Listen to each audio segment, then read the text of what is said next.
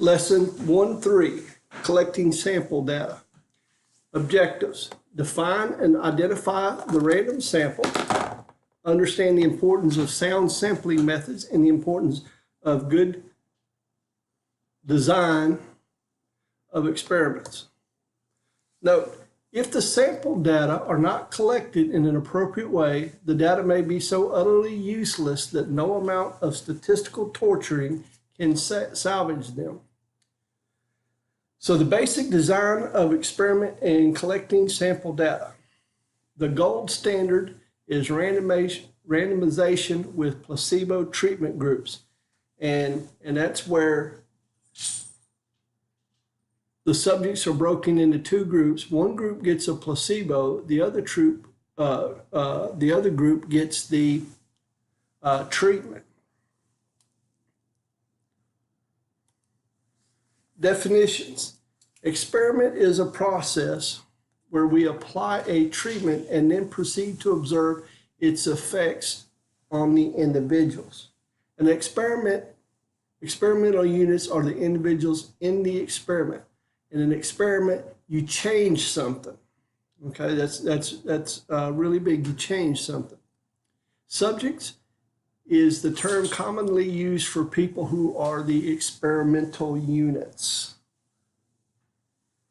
Observational study is a process where we observe and measure specific characteristics, but do not attempt to modify the individuals being studied.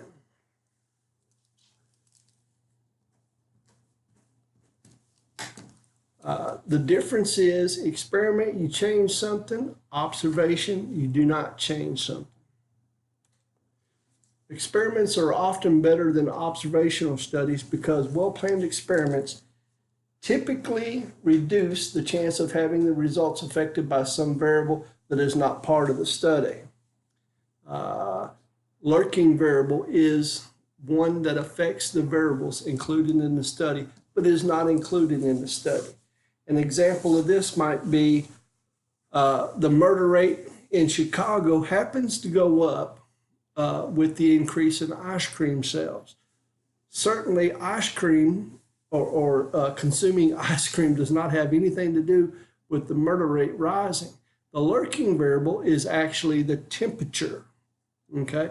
Because as the temperature goes up, more people eat ice cream. They're also outside more, and then the scuffles and whatnot happen. And then, of course, you have the murder. So the lurking variable back there affects the results. That's not actually part of the study. Design of experiments. Replication is a repetition of an experiment on more than one individuals. You have to do it on several individuals, and the exact size, just kind of depends. But if you just do it on one and you get the result you want, then you can't say that that's the effect. Blinding is used when the subject doesn't know whether he or she is receiving a treatment or a placebo. A few minutes ago, I was talking about the gold standard. The gold standard is a double blind, okay? And that's where the subject doesn't know that they're getting, whether they're getting the placebo or the treatment. And also the person administering does not know whether he or she is given the placebo or the treatment. Randomization is used when individuals are assigned to different groups through a process of random selection. And we'll talk more about that in class, but say you got 50 people and you're going to put 25 in one group and 25 in the other group. Randomization, you might go 1, 2, 1, 2, have them all line up in a row and 1, 2, 1, 2, 1, 2, and that determines. That would be randomization. But for a study, you probably want to use something a bit more sophisticated than that. Other sampling methods. Simple random sample of n subjects is selected in such a way that every possible sample of the same size n has the same chance of being chosen. That's the one that we're mostly concerned with here in this class is a simple random sample. Systematic sampling. We select some starting point and then we select every kth element in the population. DUI checkpoints are systematic. They might take every fifth car that comes down a particular road and pull them over and check them for alcohol. That's systematic. Convenience sampling, we simply use the data that are very easy to get.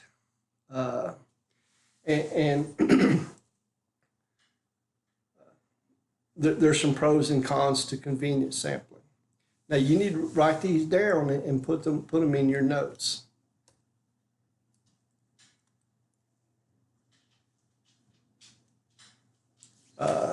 Stratified sample. We subdivide the population into at least two different subgroups or strata, so that subjects within the same subgroup share the same characteristics. Then we draw a sample from each subgroup. An example of something like that might be that we put all the boys or the men in one group and all the women in a different group, and then we draw a sample from each of those. Cluster sampling, we first divide the population area into sections or clusters. Then we randomly select some of those clusters and choose all of the members from those selected customers or clusters. An example of that would be we've got maybe 10 elementary schools, and then so we pick 4 of the elementary schools, randomly pick 4 of the elementary schools, and then sample perhaps the median income or the income of every student in that elementary school or their parents' income. Multi-stage sampling. Collect data by using some combination of the basic sampling methods. In a multi-stage sample design, pollsters select a sample in different stages, and each stage might use different methods of sampling. Probably the most famous one of those would be the census, okay? The census divides the country up into statistical metropolitan areas, and then they'll subdivide those into groups, and then they'll do everybody like in a certain neighborhood or something like that, okay? So that's multi-stage sampling. Observational studies. Observe and measure, but do not modify. Types of observational studies. Cross-sectional study. Data are observed, measured, and collected at one point in time, not over a period of time. Retrospective or case control study. Data are collected from a past time period by going back in time, such as through examination of records, interviews, and so on. Prospective or longitudinal or cohort study. Data are collected in the future from groups sharing common factors called cohorts. And we'll talk more about these in class, but please write those and put those in your notes. Confounding. Confounding occurs in an experiment when the experimenter is not able to distinguish between the effects of different factors. When they just can't tell whether or not something worked and something didn't, and they're not sure. Try to plan the experiment so that confounding does not occur.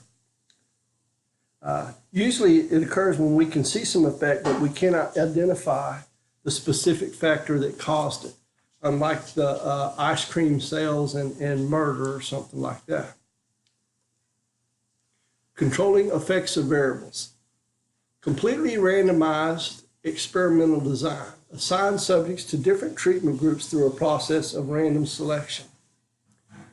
Randomized block design. A block is a group of subjects that are similar, but blocks differ in ways that might affect the outcome of an experiment. An example of that might be the average heart rate. You would take a random sample of males in one group and a random sample of females in another group, because the heart rates between the two are different. Same thing with like shoe size and height. Okay, matched pairs design. Compare two treatment groups by using subjects matched in pairs that are somehow related or have similar characteristics. Rigorously controlled design. Carefully assign subjects to different treatment groups so that those given each treatment are similar in ways that are important to the experiment. Make sure you put those in your notes as well. Sampling errors. Random sampling error occurs when the sample has been selected with a random method, but there is a discrepancy between a sample result and the true population result. Such an error results from chance sample fluctuations. Okay. A non-random sampling error is a result of using using a sampling method that is not random, such as using a convenient sample or a voluntary response sample. Say some guy on the radio wants to know what everybody thinks about the government increasing the rate for cattle on their land, grazing fees. Well, if it was a voluntary response sample, he just told his listeners to call in and stuff. Well, who do you think is going to call in? The people that are working at McDonald's or the ranchers?